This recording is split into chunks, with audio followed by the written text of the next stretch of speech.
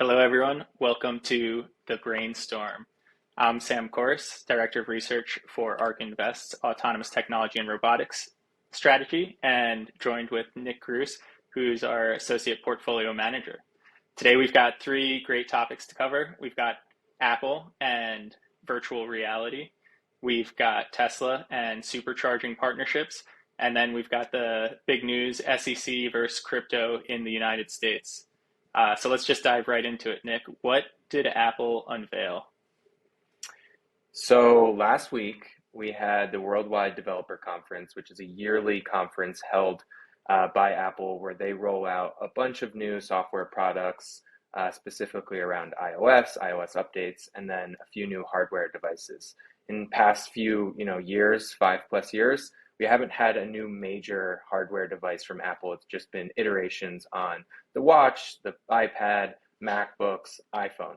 But this year we got an exciting new platform, a new hardware platform, Apple's Vision Pro. Apple has come to market with a headset that they believe is going to wow consumers and has certainly wowed a lot of reviewers thus far. The one thing I will say, and you're probably seeing this up on the screen right now, just looking at the device itself, there is a lot of hardware packed into this device. There's a lot of technology built into this, and we'll get into the nitty gritty, but it is coming at a costly price tag, and that's around $3,500.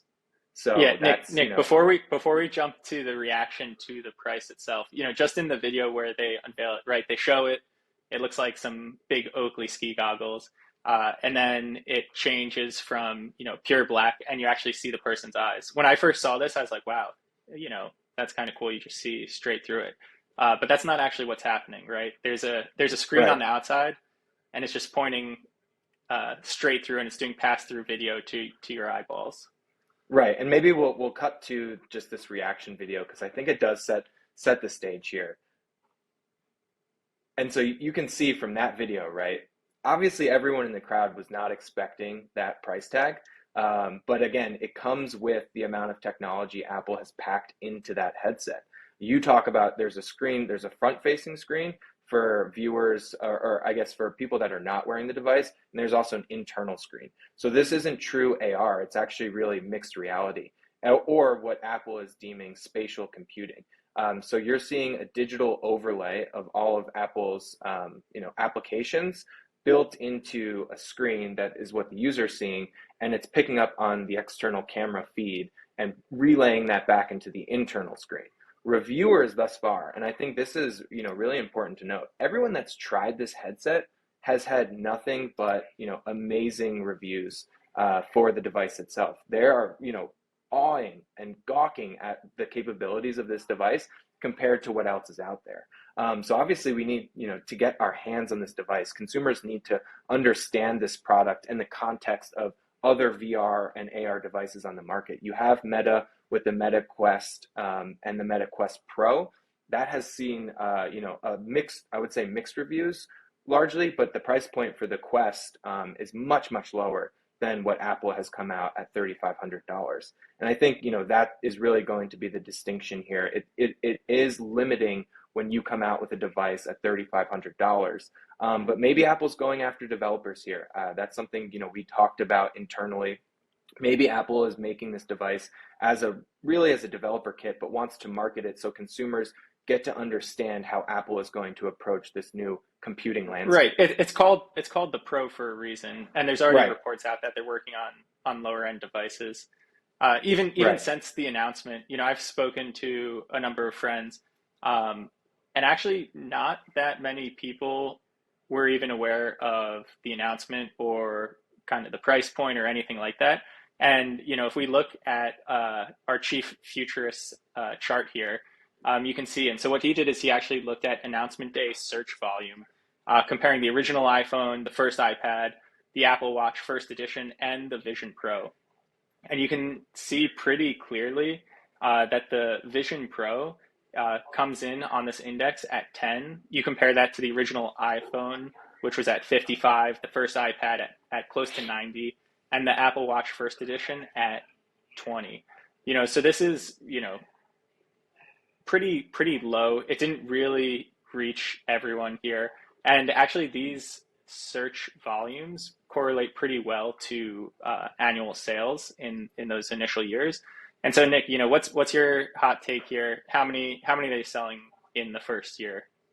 Yeah, so I have a running bet right now with an ARC analyst, or he used to be an ARC analyst, James Wang, over or under 1 million units shipped, and would love to hear what listeners think. I think million's probably a good benchmark line for this device. I believe that it will go under. I think it might be far under 1 million units, but again, I think it's because of the it's going to attract developers, but I can't really see it attracting the large consumer base just because of that price point at $3,500. But And then so I do want to note. Yeah, go ahead, Sam. yeah, no, I was going to say, so we got this. Obviously, spatial computing. It sounds like they've done a tremendous job at this. Super novel. Apple's kind of made history with user interfaces in the past. But do people actually want VR? I feel like that's like, let's take a step back and let's just answer that question right there before we ask if someone's willing to pay $3,500 for it. Right? Is it worth it for someone who otherwise would be sitting courtside at the Lakers game, and now they can you know sit at home and just have their avatar show up on the jumbotron? What's the real use case here? Yeah, and I think to your point, I think it is good to bring this back into a broader context of, is VR ready for prime time? Not, is Apple's device ready for prime time? And my answer to that question is, I think there's still a long way that this market needs to go before consumers are wearing these devices for X amount of hours a day on a regular basis. I think there are still some significant hurdles when you have to wear a device. That experience that it's offering has to be 10, 20, 30 times better than what you can get from using your laptop or mobile phone or even your watch in some cases. So I think we're not at that. And I would say this in respect to all devices on the market today. I don't think there's a single device that's ready and could be brought to the masses. And I think when you look at Apple, what was their spin on this market? They brought Apple UI UX, which is, I would say, best in class when you look at the mobile operating system and everything else that they have to offer. They brought that experience to the device. And I want to read a tweet and a summation of some of the tech that they packed into this. It was one of their, I think it was a previous software engineer for Apple that spent a few years working on this device. And he was quoted, his name is Sterling Crispin. And I'll just read you, he goes into a bit of he talks a bit about everything that he worked on and all of the different techniques that they had to put into this device, because unlike other devices in the market, this device is controlled with a user's eye, so there's eye tracking, and then just with hand gestures. Most devices have tied themselves to controllers, so you have external hardware beyond the device itself to actually navigate this new world. Apple is just allowing users hand and eye tracking. And so he's quoted saying, "There are a lot of tricks involved to make specific predictions possible, which the handful of patents I'm named on go into detail about. One of the coolest results involved predicting a user was going to click on something before they actually did. That was a ton of work and something I'm proud of. Your pupil reacts before you click in part because you expect something will happen after you click. So you can create biofeedback with the user's brain by monitoring their eye behavior and redesigning the UI in real time to create more of this anticipatory pupil response. It's a crude brain-computer interface via the eyes, but very cool. And I take that over invasive brain surgery any day." So maybe a shot at Neuralink, I don't know, but I think what he is saying here is there's a lot of additional technology that they baked into this device, and that's probably how you got to that $3,500 price target. But I think they are on the right path when it comes to the UI UX, and that's really where a lot of these reviews are focused on, how advanced the UI and UX, how natural it feels to navigate this new computing landscape. Yep. So then, if I can, bottom line here, interesting with spatial computing, super novel user interface, probably meant for pro. They're not subsidizing it, right? Like they could be losing money on each Right. one, but it seems like at this price point they're not. So it does seem like they're focusing on developers rather than, trying to move volume here. Um, And and just then the let me add on one last point, because since this news has been released, we also have Zuckerberg who has come I out was about to and ask you about that. What there what you is go. what is Yeah, Zuck what exactly. does Zuck have to say about this? So I think when, and I'll try my best to summarize what he was quoted saying, but in part, I think the best reaction or his reaction to it was Apple is still bound by the same laws of physics that we are. And I think what he means to say here is we could have created this device if we chose the use cases that Apple's going after. And that's the distinction Zuckerberg really makes in his response. We're looking at these devices as being the next social computing platform, where Apple is going after, I think, a different use case. And it focuses more around solo entertainment, because they've pitched this product as, a competitor to a home theater, and then also productivity. Or, Apple might just be opening the doors and then allowing developers to decide what this device will be used for, which I think would be more in line with what Apple has done in the past. All right. Any last words, or should we move on to topic two, Tesla? I'll end with this. The VR market, the AR market, the mixed reality market, spatial computing, whatever you want to call it, has long suffered from the chicken and egg problem. Developers want consumers to be there to develop new and interesting experiences for, and consumers need developers to build these experiences. The consumers are waiting for the developers are waiting for the consumers, and until that reaches an equilibrium and the market can really begin to take off, you need players like Apple and Meta and all of this technology to continue to progress, and for the market to really be subsidized by these major corporations in a way that it hasn't in the past. So I think it's great that Apple has come into the market. I think this is an entry-level device. It's a developer kit at best, but it's really great to see more and more companies focusing on this space. All right, topic two, Tesla here. Uh, Nick, you're a Tesla owner. How do you feel about Ford and GM now both having I'm concerned. access to the chargers, and in 2025, both of them are going to start integrating the North American charging standard, which Tesla uses into their vehicles. Why are you concerned? I'm concerned personally because I want to know, and I'm hoping you have the answer to this. When I go to a charging station, I'm about to do a cross-country journey. I'm going from Florida up to Michigan. There's several charging stations along the way that I'll need to use.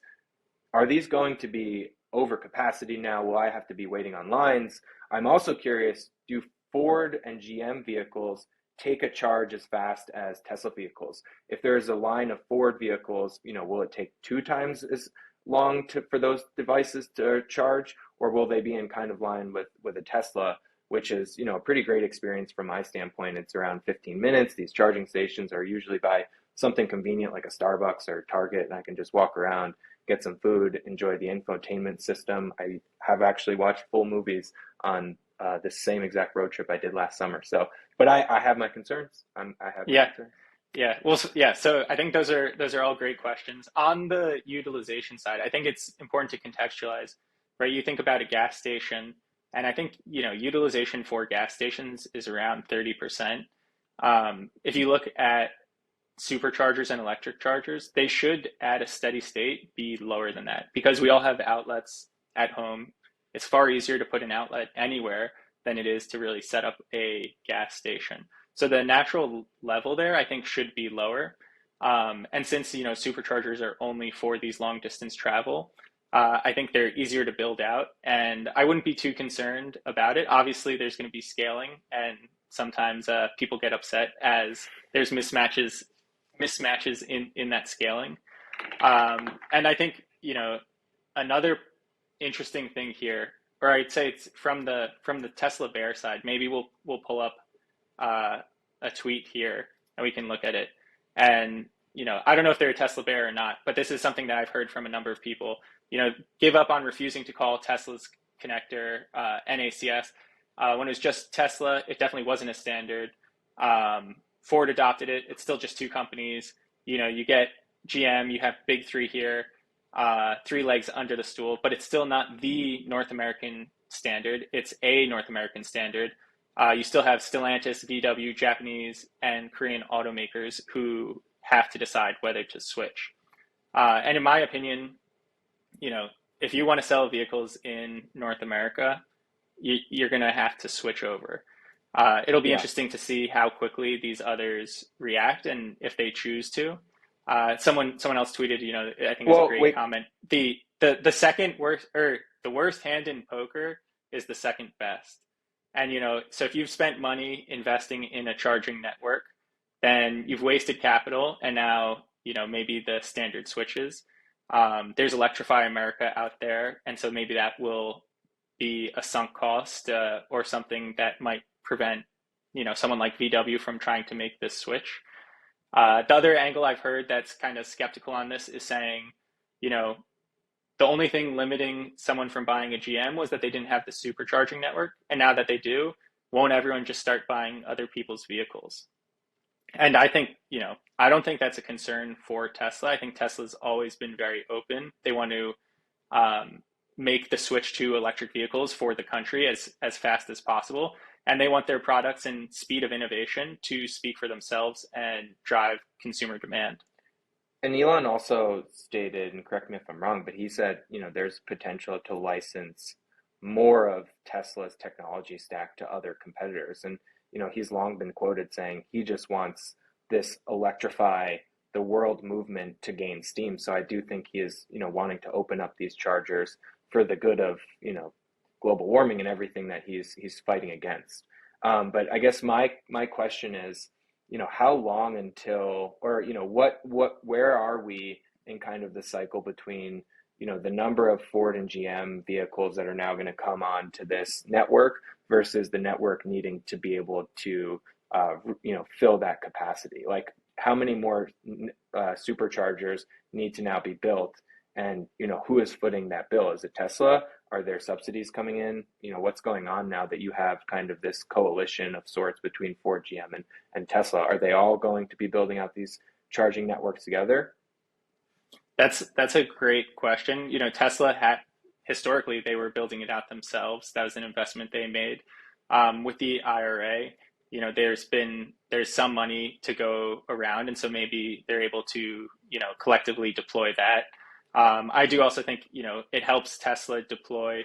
It's still crazy. There are states where you can't sell a Tesla directly to consumers in that state, but in theory, you still need a supercharger network, because just because you can't sell vehicles in X state doesn't mean that your consumers on road trips aren't driving Yeah. through there on road trips. So maybe GM and Ford help subsidize those.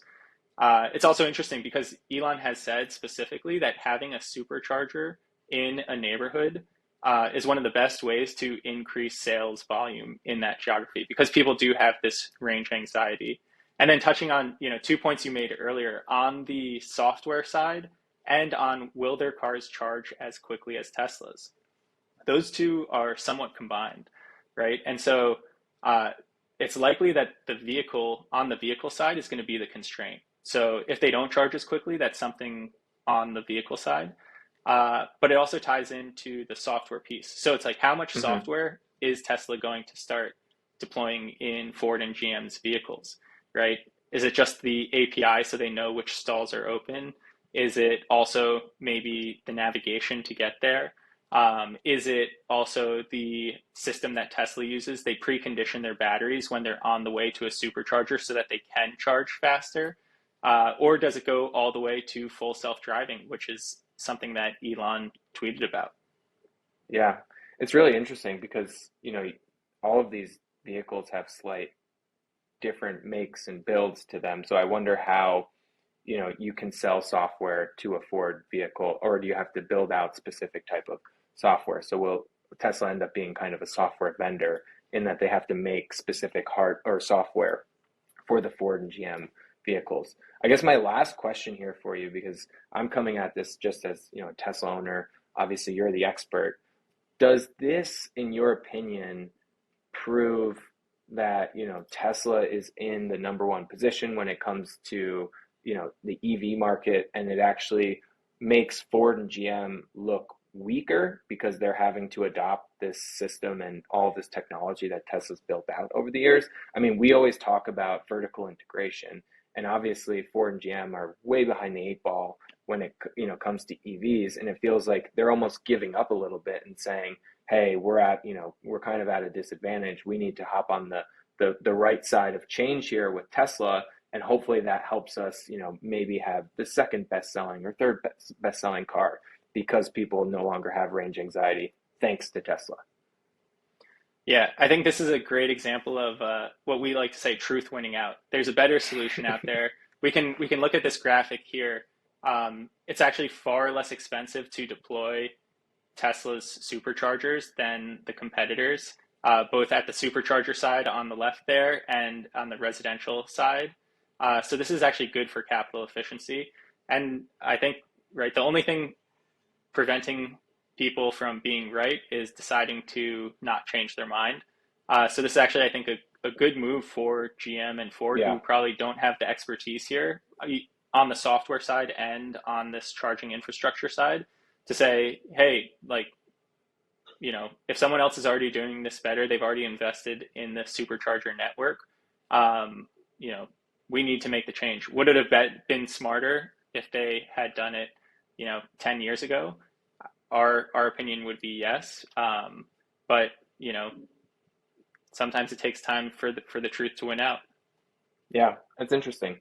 I agree with you. I was just trying to set you up for a hot take there, but I think it's it's right that Ford and GM making this move obviously will help them in the long term, because to your point and all the data that we have, Tesla is progressing this market at a much faster pace than anyone else.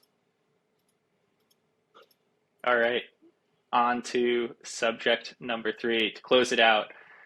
SEC versus crypto. Nick, you wanna set this one up? What happened last week? We have Gensler coming out and taking shots at Binance, Coinbase. What happened? Yeah, so we have new suits in crypto. The SEC has now gone after both Coinbase and Binance, and I think first and foremost we'll talk and we'll get into kind of the details here, but very different allegations being made. Coinbase versus Binance. What the SEC is charging Coinbase with is operating an unregistered securities exchange, broker, and clearing agent. And this was actually telegraphed in a Wells notice that was issued to the company in March. So not really a surprise, given that they had already been issued formal documentation that the SEC was looking into the business. But when it comes to Binance, the SEC is alleging much more heinous charges. They're talking about commingling of assets. They're talking about just potentially criminal actions going on behind the scenes, something that maybe we saw glimpses of with the FTX suit happening at Binance. That is not happening at Coinbase. The suits are entirely different. We should get that out of the way. Yeah, and I think Yeah, go ahead, Sam. that's super important, right? Very, very different types of allegations. And I think what helped lead to so much confusion, my take, it seemed intentional when Gensler went on TV and he lumped them in the same thing. And when he was given the opportunity to kind of clarify between the two, he chose not to. And so this seems like a broader attack on crypto and trying to lump everything together when it's very clear that the actions that Binance and FTX have done appear very different from what Coinbase is dealing with. Right, and if you're, I think, in the business of wanting to protect investors, announcing these in similar fashions, one after the other, day after day, doesn't really help to clear up that these are entirely different suits and different allegations being made against the company. But I think, what we're discussing internally, and Sam, I'd love your opinion here, is regulation good for this market? I tend to, and this is my own personal opinion, I think eventually regulation needs to come in. We cannot keep having, FTX-like situations. We need clarity around, are these token securities or not, so the market can move forward and technology in the US can progress. We don't want to lose this market to foreign countries because, this is a global movement. Crypto is a global movement. And if the SEC is, unwilling to allow innovation to happen here in the US, that's not great for US companies. And ultimately, we want US companies to succeed. Yeah, I echo that. And I'm going to pull up a chart here as well. And this is from a great book. I'd recommend this book to everyone. It's called Technological Revolutions and Financial Capital by Carlota Perez. And this is, the recurring phases of each great surge of technology. And so there are four stages here. There's the eruption, the frenzy, then there's this turning point, which is followed by synergy and maturity. And so in the eruption, that's kind of the aha moment, for AI, maybe that's, chat GPT and everyone's saying like, okay, this changes everything. For crypto, maybe that was the white paper from Satoshi. Then there's this frenzy period, and this is when there's the financial bubble, right? Things kind of disconnect from reality. And then I think a really interesting point that changes the golden age of synergy from the frenzy is this bubble collapsing. And one of the key things that's a part of this is that there's new regulation, and that allows kind of this recoupling of the hype from the frenzy era to be met with like more institutional adoption. And so I do think it's important that there is regulation, but it needs to be sound regulation, and I think that's what we'll see through the judicial process, because I think right now what we're seeing from the SEC is not clarity. There's nothing clear being set. You have Coinbase saying, they've submitted, they haven't heard back. And so it does sound like it'll go through the judicial system and we'll get some clear rules. And this will be good for the whole ecosystem. It is, Yeah, Nick, do and you remember how, we've ridden through some crypto booms and busts here. How many times have together. you thought crypto is gonna be dead? And to me, this is actually more uh, comforting than the last crypto bust, because Yeah, now you're actually getting some rule setting that actually lays the groundwork, whereas before the busts kind of were never met with this follow through of setting the way for institutional adoption. right. And in each, bear market, there's always new FUD to deal with. But it seems like in this case, the best outcome or the most likely outcome here is that we do get clarity, and clarity ultimately will help the market grow. And I think what's interesting is, maybe this will come out of the U.S. Government. We have the House Financial Services Committee Chairman Patrick McHenry and House Agricultural Committee Chairman Glenn Thompson have introduced draft legislation that would define the jurisdiction of the SEC and Commodity Future Trading Commission, CFTC, based on crypto assets level of decentralization. So we have, competing organizations or regulatory bodies looking to make this landscape much clearer to all of these companies working in the space. And I think, to Coinbase and some of these other brokerage firms and companies working in the space, they've been asking for this, right? Like this, they want this at the end of the day. They want to be able to put this behind them and build for the future. And so I think, to your point and to your question, I think this is, ultimately going to be great to foster the cryptocurrency landscape. So very But excited. one I thing, shouldn't say excited. I should not say excited. That's the wrong term here. But I think ultimately will be good. and I think one thing, we have not really heard people talk about this. Let us bring it to light. I think the most interesting thing that will shake out of this is it's like, what about all of those venture capitalists who are taking these coins from projects, which now might be securities? They were taking them, then they were flipping them and selling them back into the community. You know, the regulation right now has just been focused on the exchanges, but I think these VC funds have to be thinking about what are the implications from those gains, depending on how all of this shakes out. With And we've that, seen, yeah, we've seen them also, I think, not just VC funds, but what about influencers as well? I mean, how mm, many influencers, celebrities shilled coins that they probably had no business talking about or didn't really understand the implications and power of their influence when it comes to people making financial decisions So I think, yeah, a lot of people will have to answer for what they've done in the past in this space. But ultimately, I think it's good that we're moving forward uh, and hopefully get regulatory clarity. Amazing. Nick, I think that's a good first episode. If you have questions, you watch this, you still have questions, feel free to reach out and continue the conversation on Twitter. You can And see public, both of our and public. and public. Um, and we'd love to continue to engage, and we'll be back next week with more exciting news from the Brainstorm. Yeah, thank you everyone for listening. Exciting first episode, Sam.